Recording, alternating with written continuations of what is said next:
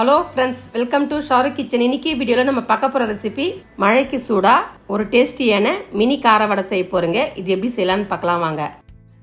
கார வடை செய்ய 250 கிராம் கடலைப்பருப்பை 2 மணி நேரம் ஊற வச்சு 1க்கு 2 வாட்டி கழுவி எடுத்துக்கலாம். அடுத்து பொடியாக கட் பண்ண 3 பெரிய வெங்காயம், 4 வரமிளகா, பொடியாக கட் பண்ண 2 பச்சை மிளகா, பொடியாக கட் பண்ண கொத்தமல்லி கருவேப்பிலை, 10 பல் பூண்டு.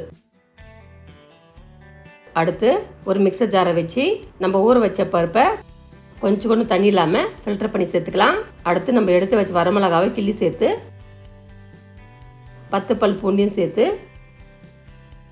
1 டீஸ்பூன் சால்ட்டு சேர்த்து நல்லா குறகுறன்னு அரைச்சி எடுத்துக்கலாம். இந்த அளவுக்கு அரைச்சி எடுத்ததும் இது ஒரு மிக்சிங் பவுலுக்கு மாற்றிக்கலாம். இதே மாதிரி எல்லா பருப்பையும் அரைச்சி எடுத்துக்கலாம். இப்போ அரைச்ச பருப்பு எல்லாத்தையும் சேர்த்துட்டு பொடியாக கட்டின வெங்காயம், பச்சை மிளகா, கொத்தமல்லி கருவேப்பிலை சேர்த்து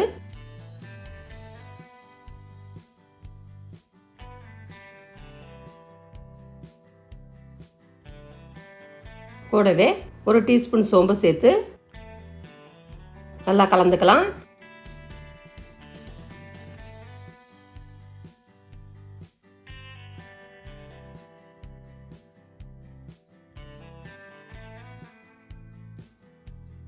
நம்ம அரைச்ச பருப்பில் நம்ம சேர்த்த பொருள்லாம் நல்லா மிக்ஸ் ஆனதும் இது அப்படியே இருக்கட்டும். அடுத்து ஸ்டவ் ஆன் பண்ணி ஒரு பேனை வச்சு பேன் சூடானதும் வடை பொரிக்க தேவையான எண்ணெய் சேர்த்து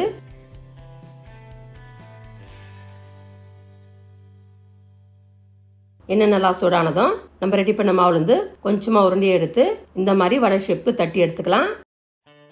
தட்டி எடுத்த வடையை ஒவ்வொன்றா சேர்த்து எண்ணெயில் ஃப்ரை பண்ணிக்கலாம்.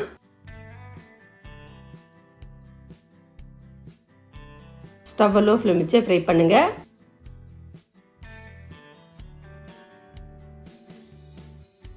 இப்போ ஒரு பக்கம் செவந்ததும் திருப்பி விட்டு 2 பக்கம் செவக்க நல்லா ஃப்ரை பண்ணிக்கலாம்.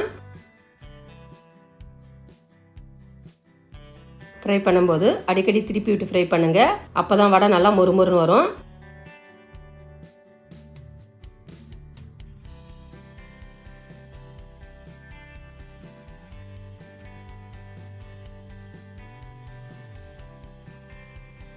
இப்போ எல்லா பக்கம் நல்லா ஃப்ரை ஆனதும் இது ஒரு பிளேட்டுக்கு மாற்றிக்கலாம்.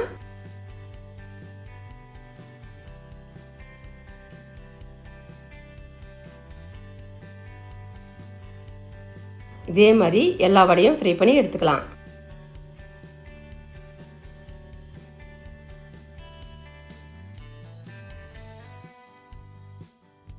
இப்போ பாருங்க, நம்ம பர்ஃபெக்டான மினி கார வடை சூப்பராக ரெடி ஆயிடுச்சு. இது சாப்பிட்ற டேஸ்ட்டும் சூப்பராக இருக்குங்க.